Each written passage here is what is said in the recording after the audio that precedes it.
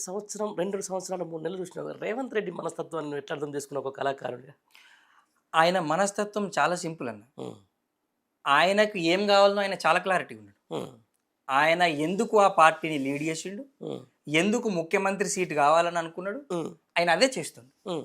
నేను ఇంతకుముందు చెప్పినట్టు ఎక్కడ కూడా ఆయనకు ప్రజలన్నా, తెలంగాణ రాష్ట్రం అన్న, తెలంగాణ అభివృద్ధి అన్న, ఆయనకి ఎక్కడ కూడా ప్రేమ కానీ, విజన్ కానీ, ఎజెండా కానీ లేవు. ఆయన ఎజెండా ఒకటే, హ్మ్. బ్యాగ్ నింపాలే, బ్యాగ్ మొయ్యాలే. ఆయన మళ్ళెట్లాగూ రాడు. హ్మ్.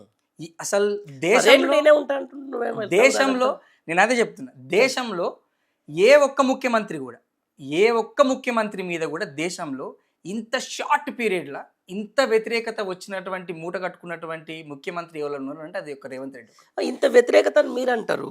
చాలా మరి ప్రతి ఎలక్షన్‌లో కూడా గెలుచుకుంటూనే వస్తున్నారు గదా! అది చెప్పుకోదగ్గ విజయాలైతే కావు. ఒకటి అంటే విజయం విజయమే.